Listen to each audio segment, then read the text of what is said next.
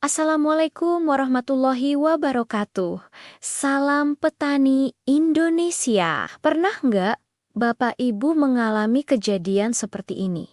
Tanamannya subur banget, daunnya hijau tua, batangnya beser-beser, anakannya banyak, malainya juga keluar. Wah, kelihatannya bakal panen raya nih. Tapi, begitu waktunya panen dan digiling, kok banyak gabah yang kopong, bulirnya hampa. Kalau Bapak Ibu pernah mengalami ini, besar kemungkinan masalahnya bukan karena kurang pupuk, tapi justru sebaliknya, kelebihan pupuk. Nah, hari ini kita akan kupas tuntas dampak dari kelebihan pupuk, terutama nitrogen, yang seringkali tidak kita sadari. Ini penting sekali, karena bisa jadi ini jawaban kenapa hasil panen kita belum maksimal, padahal biaya pupuk sudah tinggi. Mari kita bahas bersama. Banyak sekali dari kita, para petani yang masih memegang prinsip, semakin banyak pupuk yang diberikan, pasti hasilnya akan semakin tinggi.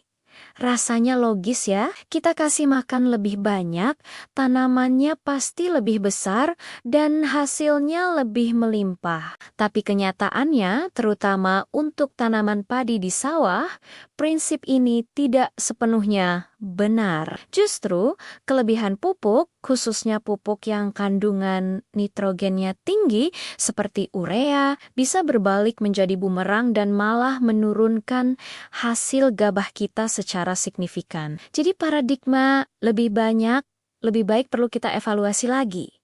Pemupukan itu ibarat memberi makan. Cukup itu sehat, tapi kalau berlebihan atau kekenyangan malah bisa sakit. Tanaman padi pun begitu. Ada takaran yang pas, ada waktu yang tepat. Memberi pupuk secara berlebihan bukan hanya membuang-buang uang, tapi juga menciptakan masalah baru yang akan kita bahas satu persatu setelah ini. Dampak pertama dan yang paling jelas terlihat dari kelebihan nitrogen adalah tanaman menjadi terlalu vegetatif. Maksudnya bagaimana? Jadi, energi tanaman itu terlalu fokus untuk menumbuhkan bagian-bagian hijau seperti daun dan batang. Ciri-cirinya gampang dikenali. Daunnya jadi lebar-lebar sekali, warnanya hijau, tua pekat, dan jumlah anakannya jadi sangat banyak, sampai terlalu rapat. Secara kasat mata ini kelihatan bagus. Tanamannya rimbun dan subur. Tapi masalahnya, seluruh energi dan nutrisi dari tanah habis tersedot hanya untuk membesarkan daun dan batang. Akibatnya, saat tanaman memasuki fase generatif atau fase pembuahan, energinya sudah tidak cukup lagi untuk proses pengisian bulir padi. Malai memang tetap akan keluar, tapi karena energinya kurang, proses pengisian gabahnya tidak maksimal. Hasilnya yaitu tadi, malai kelihatan panjang. Tapi saat kita pegang dan raba, isinya banyak yang kosong atau hampa. Rugi kan? Dampak kedua yang tidak kalah merugikan adalah batang menjadi lemah dan mudah rebah. Bayangkan sebuah bangunan yang terlalu tinggi, tapi fondasinya tidak kuat. Begitu juga dengan padi yang kelebihan nitrogen. Pertumbuhannya memang cepat, batangnya tinggi, tapi jaringan di dalam batangnya itu lunak dan lemah. Dinding selnya tipis. Akibatnya, hanya karena tiupan angin yang sedikit kencang atau hujan yang agak deras, tanaman padi kita bisa langsung ambruk atau rebah. Kalau sudah rebah, masalahnya jadi runyam. Pertama, proses fotosintesis pasti akan terganggu karena daun tidak bisa menerima sinar matahari secara optimal. Kedua, aliran nutrisi dari akar ke malai untuk pengisian bulir jadi terhambat. Padi yang rebah sebelum waktunya hampir bisa dipastikan pengisian bulirnya akan gagal total. Kualitas gabah juga pasti akan turun drastis, warnanya jadi kusam dan rentan berjamur. Biaya panen pun jadi membengkak karena lebih sulit. Selanjutnya, dampak ketiga yang sering bikin pusing petani adalah tanaman jadi sasaran empuk, serangan hama, dan penyakit. Tanaman padi yang terlalu subur karena kelebihan nitrogen itu ibarat hidangan lezat yang mengundang hama. Jaringan tanamannya yang lunak dan kandungan airnya yang tinggi sangat disukai oleh hama pengisap seperti wereng. Selain itu, batang yang empuk juga menjadi sasaran favorit bagi hama penggerek batang. Bukan cuma hama, penyakit juga gampang sekali menyerang. Daun yang terlalu rimbun membuat kelembapan di sekitar tanaman menjadi tinggi. Kondisi lembab ini adalah surga bagi jamur dan bakteri penyebab penyakit, seperti hawar daun atau blas. Ujung-ujungnya apa? Kita jadi harus lebih sering menyemprotkan pestisida dan fungisida. Biaya operasional naik, tenaga terkuras, tapi hasil panen tetap tidak membaik.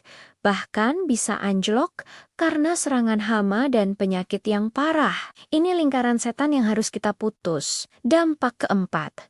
Dan ini adalah akar masalah dari bulir hampa, yaitu ketidakseimbangan unsur hara di dalam tanaman. Ketika kita memberikan nitrogen secara berlebihan, penyerapan unsur hara lain oleh akar menjadi terganggu. Kelebihan nitrogen seringkali diikuti oleh kekurangan unsur hara penting lainnya, terutama kalium atau unsur K, dan juga unsur mikro seperti seng, tembaga, dan boran. Padahal masing-masing unsur punya peran vital. Nitrogen memang penting untuk pertumbuhan daun, tapi kaliumlah yang berperan besar dalam proses translokasi karbohidrat dari daun ke bulir padi. Kalium juga berfungsi memperkuat batang. Kalau kalium kurang, pengisian bulir pasti tidak akan sempurna. Begitu juga dengan unsur mikro. Mereka dibutuhkan dalam jumlah kecil, tapi perannya sangat krusial untuk kualitas gabah, daya tahan tanaman, dan proses metabolisme lainnya. Inilah penyebab utama kenapa padi kelihatan subur, tapi bulirnya hampa.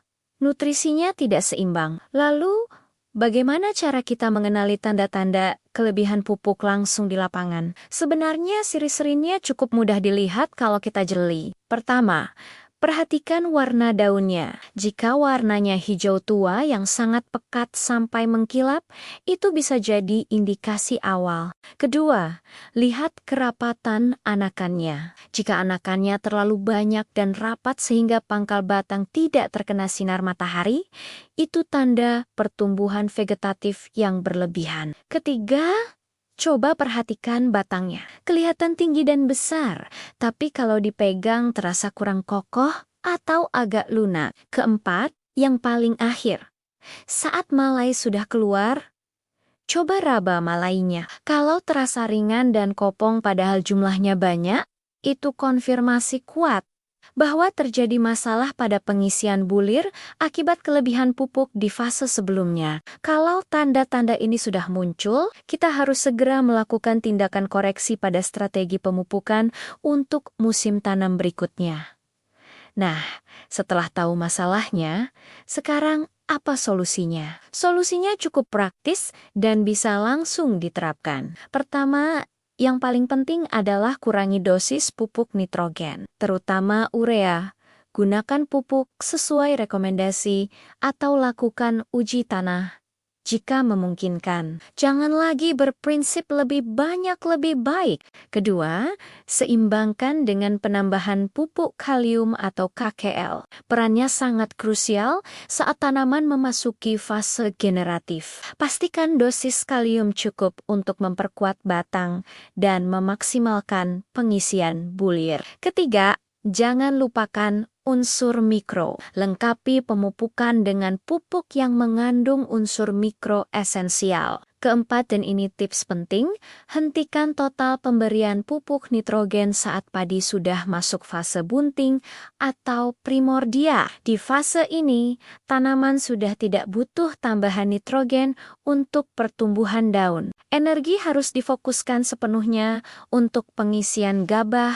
Ingat, di fase generatif, yang kita butuhkan adalah kualitas pengisian bulir, bukan kuantitas daun. Sebagai ringkasan dari pembahasan kita hari ini, ada beberapa poin penting yang perlu kita ingat. Pertama, padi yang kelihatannya subur belum tentu menjamin hasil panen yang tinggi. Subur di daun belum tentu berarti subur di buah. Kedua, memberikan pupuk secara berlebihan, khususnya nitrogen, bukan hanya pemborosan biaya, tapi juga menciptakan banyak risiko seperti tanaman rebah, serangan hama penyakit, dan bulir hampa. Ketiga, kunci dari pemupukan yang sukses adalah keseimbangan, bukan jumlah. Pastikan semua unsur hara yang dibutuhkan tanaman tersedia dalam proporsi yang tepat. Jauh lebih baik padi kita cukup makan dan sehat daripada kekenyangan tapi akhirnya sakit dan tidak produktif. Mari kita menjadi petani yang lebih cerdas dalam mengelola nutrisi untuk tanaman kita. Semoga informasi ini bermanfaat ya. Bapak Ibu, jangan lupa untuk terus belajar dan mencoba praktik pertanian yang lebih baik. Terima kasih sudah menonton. Sampai jumpa di video selanjutnya. Wassalamualaikum warahmatullahi wabarakatuh.